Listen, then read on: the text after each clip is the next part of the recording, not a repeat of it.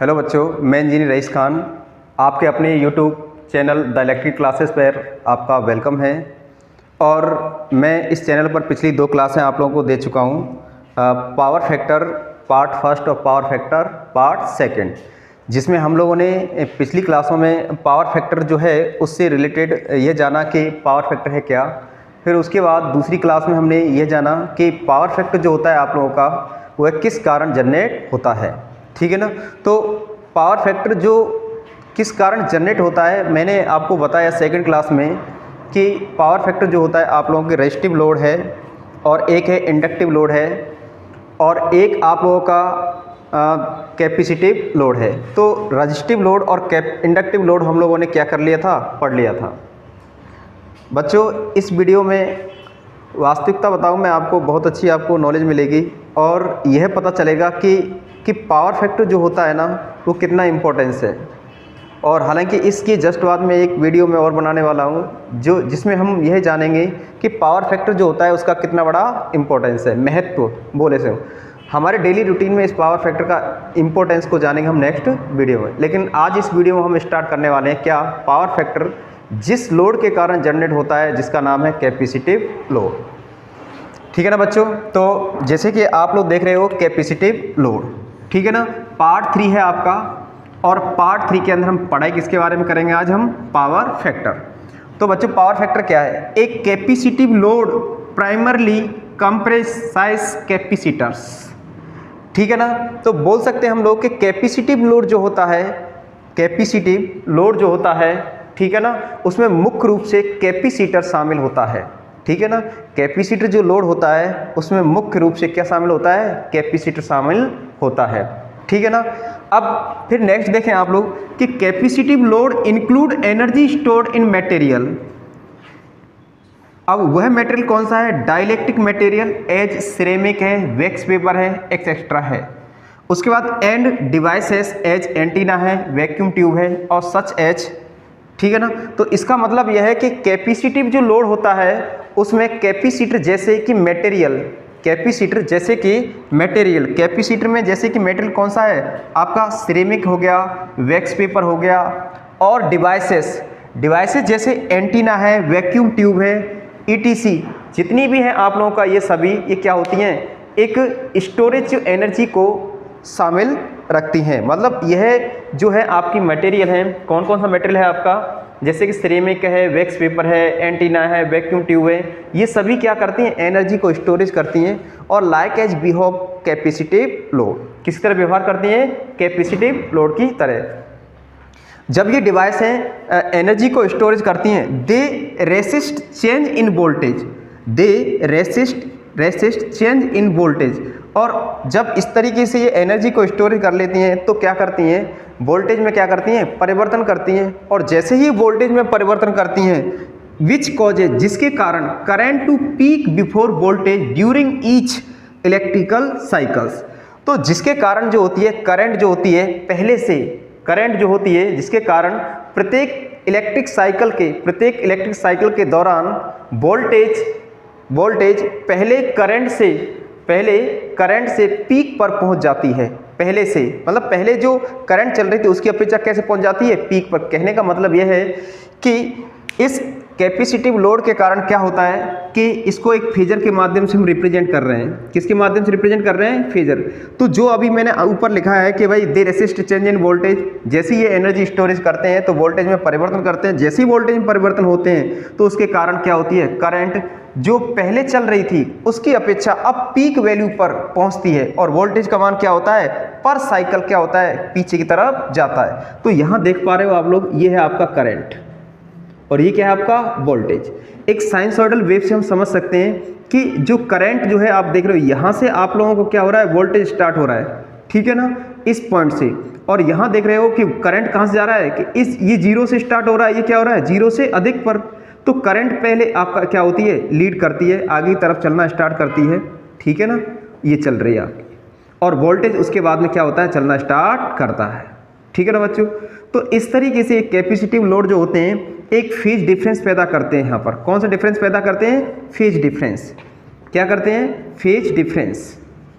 और बच्चों phase difference जो है आपका, ये फेज एंगल, क्या बोलेंगे बच्चों इसको? Phase angle. क्या है? Phase angle. और ये फेज एंगल जो बनाते हैं इसके बीच में यहाँ पर ये होता है cos phi LED, leading power factor. किसका निर्माण करते हैं? Leading power factor. बच्चों मैंने पिछले वीडियो में बताया कि पावर फैक्टर क्या है, कि वोल्टेज और करंट के बीच में बनने वाला एंगल। जब ये लीडिंग पावर फैक्टर का काम करे तो यहाँ क्या इंडिकेट हो रहा है कि कैपेसिटिव लोड जो होंगे वो करंट को पहले की अपेक्षा पर इलेक्ट्रिकल साइकिल्स में लीड कराएंगे, बढ़ेंगे, आगे की तरफ बढ़ेगी, और वोल्टेज क्या होगी? लैग होगी।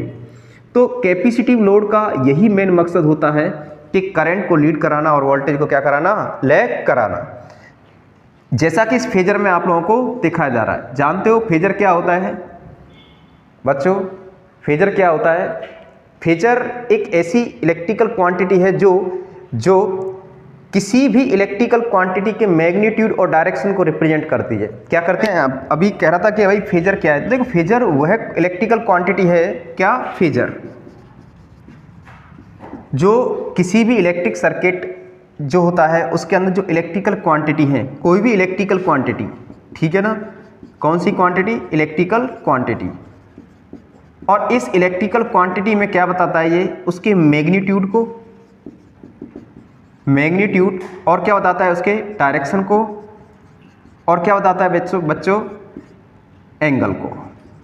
तो ये जो फेजर होता है, उस फेजर जो बनाने का मेन रीजन यही होता है कि जो इलेक्ट्रिकल क्वांटिटी है उसकी एक तो मैग्नीट्यूड बताया और एक डायरेक्शन और एक एंगल। तो यहाँ मैं कैपेसिटिव लोड को फेजर के माध्यम से आपको रिप्रेजेंट किया है, जो आपको समझाया। अब ठीक है भाई, आपको समझ में आया कि कैपेसिटिव लोड क्या है, ठीक है ना? तो इस कैपेसिटिव लोड से क्या फ़ायदा है, क्या इसका यूटिलाइज है? तो देखो बच्चों, एक तो है इसका बोल सकते हैं यहाँ पर यूज्ड, या फिर बोल सकते हैं यूटिलाइज। अब यूटिलाइज क्या क्या है बच्चों? पहला है to raise of power factor circuit. ये क्या करता है कि जो सर्किट होता है उस सर्किट में पावर फैक्टर को क्या कर देता है? बढ़ा देता है, ठीक है ना? और क्या होता है इसका advantage? Reduce power losses in circuit. Circuit में क्या करता है बच्चों? पावर फैक्टर को क्या कर देता है? कम कर देता है। सॉरी, लॉस को क्या कर देता है? कम कर देता है। नेक्स्ट, और क्या करता है? जो एफिशिएंसी होती है, एफिशिएंसी जो होती है उसको क्या कर देता है? इंक्रीज कर देता है।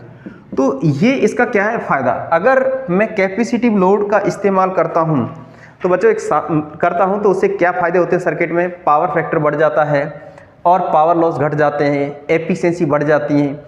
जब इस तरीके से ये स्थिति बनती है तो वो कैपेसिटिव लोड के लिए बहुत फ़ायदा होती है। अब छोटा सा क्वेश्चन आपके सामने, हमारे घरों में जितनी भी डिवाइसें होती हैं मोस्टली करके, उन डिवाइसों में कैपेसिटर का इस्तेमाल ज़रूर है। क्यों? अगर मैं उन डिवाइसों को विदाउट कैपेसिटर के भी बना सकता था, या फिर कोई भी मैन्युफैक्चरिंग या प्रोडक्शन जो होता था बिना कैपेसिटर बना सकते थे, लेकिन पता है क्या है? कैपेसिटर का उपयोग लेने की मेन वजह है पीएफ इंप्रूवमेंट करना, लॉसेस कम हो जाना और सर्किट का एफिशिएंसी मोर हो जाना। तो ये सब क्या है? इसके एडवांटेज है कैपेसिटिव लोड के। समझ में आया? आपका जितने भी इलेक्ट्रिकल डिवाइस हैं मोस्टली करके जिनमें जितना कोशिश होती है उसमें कि वहाँ पर कैपेसिटर का इस्तेमाल किया जाता है, और उसकी वजह यही मैंने बताया आपको, क्या इसका उपयोग होता है इस लोड के कारण। बच्चों एक चीज़ और है, कैपेसिटिव लोड जब जनरेट होता है तो वहाँ पर हमेशा ही लीडिंग पावर फैक्टर निर्माण होता है, और ये लीडिंग पावर फैक्टर हमेशा ही एक अच्छे पावर फैक्टर की तरफ इंडिकेट करता है, जिससे सर्किट के बहुत सारे फ़ायदे मिलते हैं। सर्किट से क्या क्या फ़ायदे मिलते हैं वो मैंने आपको बताया। To raise of power factor circuit, reduce power losses in circuit, efficiency increases. तो ये सब चीज़ें होती हैं आपकी किससे? अब ठीक है भाई, ये आपको समझ में आया कि आपका कैपेसिटिव लोड क्या है, ये मैंने बताया आपको। उसके बाद यूटिलाइज क्या है, फेजर से समझाया। अब मैं यह कहना चाह रहा हूँ कि इस कैपेसिटिव लोड जो है ये होता क्या क्या है, आप इसको देख कहाँ सकते हो कि कैपेसिटिव लोड ये है। तो सबसे पहला कैपेसिटर बैंक। कौन सा? Capacitor bank. तो बच्चों मैं थोड़ा सा इसको इरेज कर रहा हूँ। क्या होता है कैपेसिटर बैंक? तो एग्जाम्पल्स, कैपेसिटिव जो लोड है उसके एग्जाम्पल्स, पहला है कैपेसिटर बैंक, दूसरा है बरिड केबल, कौन सी केबल? बरिड केबल, जो केबल दबी हुई होती हैं, अंडरग्राउंड केबल होती हैं सर, वो कैपेसिटिव लोड की तरह क्या करती हैं? बिहेव्स करती हैं। तो इस कैपेसिटिव लोड के एग्जांपल्स हैं आपके, पहला है आपका, मैंने बोला कि कैपेसिटर बैंक। कौन सा बैंक? Capacitor bank. और ये कैपेसिटर बैंक जो होते हैं आपके ट्रांसमिशन लाइन में पीएफ इंप्रूवमेंट के लिए मोस्टली करके यूजेबल होती हैं, स्टार डेल्टा में कनेक्ट करते हैं, जिससे आपको सर्किट में क्या होता है? बहुत फायदा मिलता है। दूसरा है आपका बरिड केबल। कौन सी केबल बच्चों? बरिड केबल, जिसको बोलते हैं दबी हुई केबल या अंडरग्राउंड केबल। और कौन सा? Starter with use capacitor. अगर जिस स्टार्टर में कैपेसिटर का इस्तेमाल किया जाता है तो वो भी क्या है? आपका कैपेसिटिव लोड है। और आपका टीवी कैपेसिटिव लोड, और बच्चों एंटीना कैपेसिटिव लोड, और बच्चों mobile charger capacitive load, mobile charger. यहाँ हम इधर देखो, मोबाइल चार्जर। तो बच्चों इस तरीके से आप लोगों के ये आपके कैपेसिटिव लोड है, ठीक है ना। और आपका देखो, जो आपकी मोटर्स होती हैं उन मोटर में यूजेबल कैपेसिटर, जो उपयोगी कैपेसिटर होता है वो क्या है? आपका कैपेसिटिव लोड। तो कैपेसिटिव लोड जो होता है, इससे बहुत सारे एग्जांपल्स मैंने बताए, capacitor bank, buried cable, starter with use capacitor, ठीक है बच्चों, टीवी है, एंटीना है, मोबाइल चार्जर है, मोटर यूजेबल कैपेसिटर है, मतलब जिस मोटर में कैपेसिटर का यूज लिया जा रहा है तो वो लाइक एज कैपेसिटिव लोड। तो बच्चों कैपेसिटर के या कैपेसिटिव लोड आपको समझ में आया होगा। इस वीडियो में हमने कैपेसिटिव लोड के बारे में बताया, और मैं बता देता हूं बच्चों, इस कैपेसिटिव लोड के कारण एक पावर फैक्टर का निर्माण हो रहा है, और उस पावर फैक्टर का नाम है लीडिंग पावर फैक्टर, ठीक है ना। तो पावर फैक्टर, आई होप कि पावर फैक्टर जिसके कारण जनरेट होता है, मैंने बताया कि एक है रजिस्टिव लोड, एक है इंडक्टिव लोड, और एक है कैपेसिटिव लोड। और थोड़ा और देखें तो इसको पावर फैक्टर को हम समझ सकते हैं। यहाँ पर देखो, ये मोस्टली करके जो आपका लीडिंग पावर फैक्टर या कैपेसिटिव लोड जनरेट होता है, ये हमेशा एसी सर्किट में होता है। किस में होता है? एसी सर्किट में। किस में होता है? एसी सर्किट में, ठीक है ना, एसी सोर्स। और ये है आपका कैपेसिटर। तो ये जो अभी सर्किट बना हुआ है, ये क्या है? आपका लाइक एज कैपेसिटिव लोड ही बच्चों, क्या है? कैपेसिटिव लोड सर्किट, ठीक है ना। तो इस तरीके से हम इस क्लास को आज यहीं समाप्त करते हैं, और नेक्स्ट जो वीडियो हमारा आएगा उसमें हम लोग पढ़ेंगे कि कैपेसिटर जो होता है, इससे क्या इसके इम्पोर्टेंस है, क्या इसके महत्व है, जिसके कारण हम इस कैपेसिटर पर, आपको पता है बहुत सारी क्लास हम ले चुके हैं, 2 क्लास है, तीसरी क्लास हमारी है और पढ़ रहे हैं। बच्चों मैं बता देता हूँ, वास्तव में इलेक्ट्रिकल इंजीनियरिंग में जो टॉपिक आप लोगों के बहुत इंपॉर्टेंट है, मैं उनको लूँगा, और उनसे यह पता चलेगा आप लोगों से कि हम इन सब चीज़ों को बहुत दिनों से नहीं पढ़ पाए, लेकिन रटा।